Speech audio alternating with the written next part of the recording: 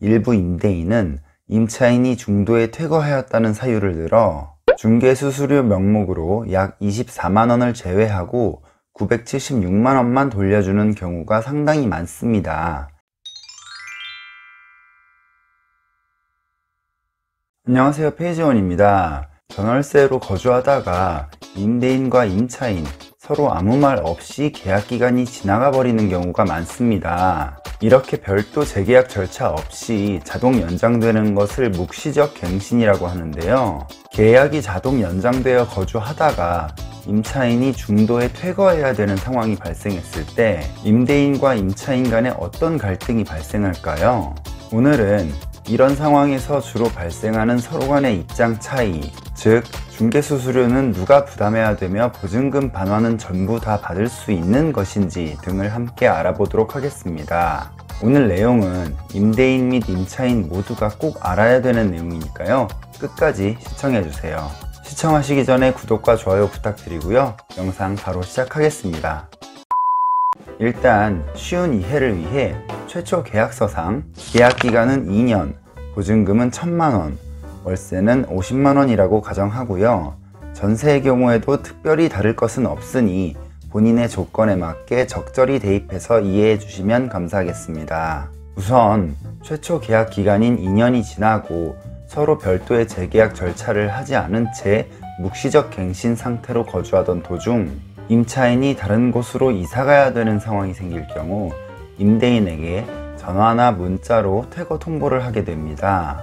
집주인은 기존 임차인에게 보증금 1000만원을 돌려주기 위해 새로운 세입자를 구하려고 인근 공인중개사 사무소에 집을 내놓게 됩니다. 보통 보증금을 현찰로 들고 있는 임대인은 많지 않죠.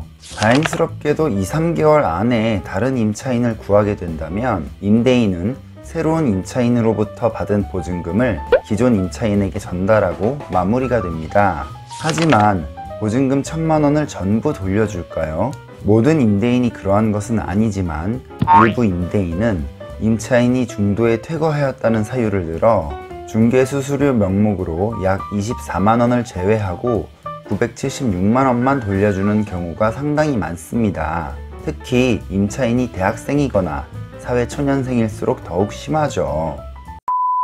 자, 왜 이런 문제가 발생하는 걸까요? 우선 우리나라에는 주택임대차보호법이라는 것이 존재합니다. 내용을 전부 읽어보는 데에 채 10분도 걸리지 않으니까요. 꼭 읽어보시는 것을 권장드리고요. 관련 내용을 잠시 살펴보도록 하겠습니다.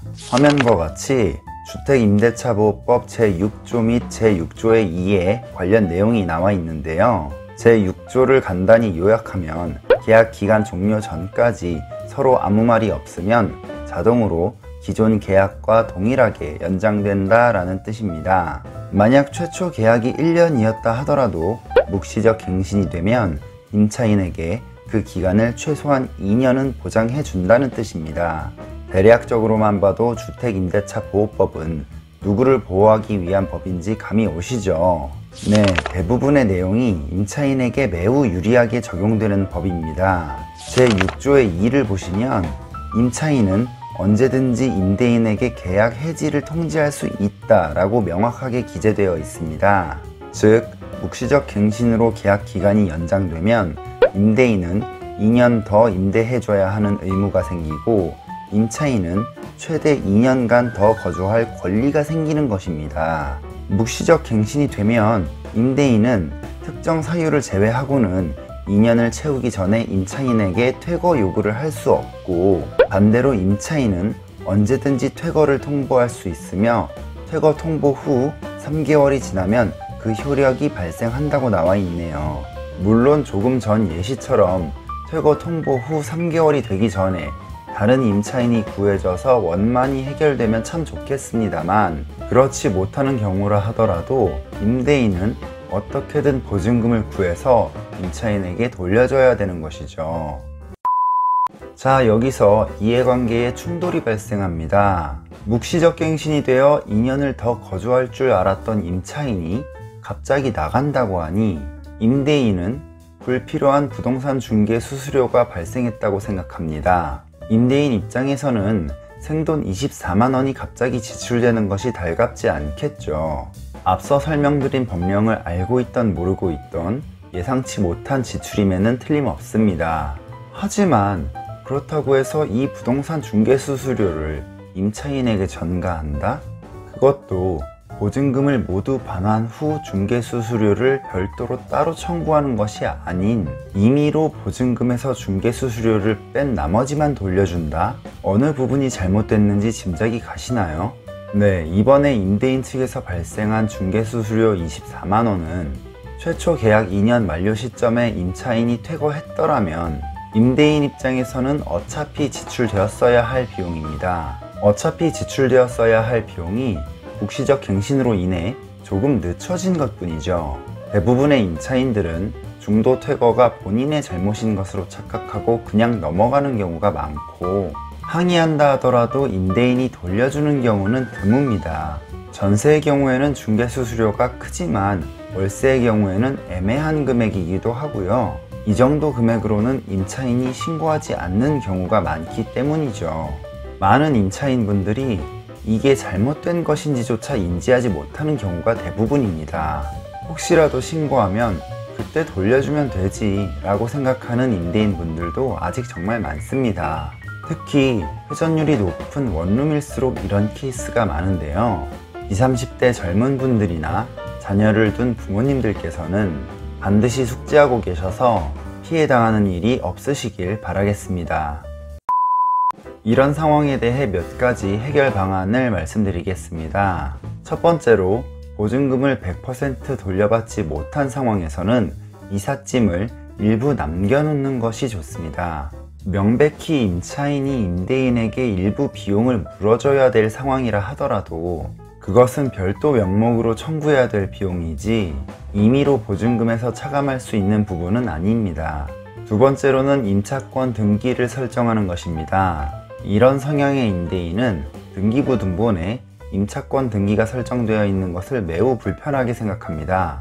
이렇게 되면 다른 임차인을 구하기가 매우 어려워지기 때문이죠. 이 때문에 어떻게 해서든 보증금을 돌려주려고 할 것입니다. 세 번째로는 최초 계약 시 임대인과 합의하여 계약서에 특약 내용을 넣는 것입니다.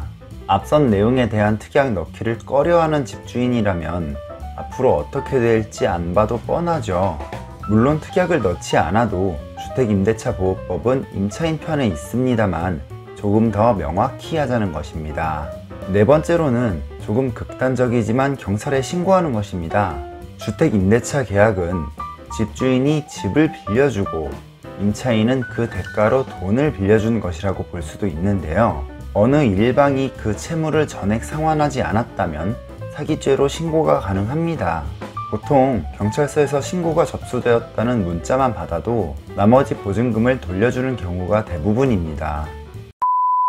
자, 오늘은 임대차 계약 후 묵시적 갱신이 되는 과정과 이후 발생할 수 있는 문제에 대해 간단히 안내해 드렸는데요.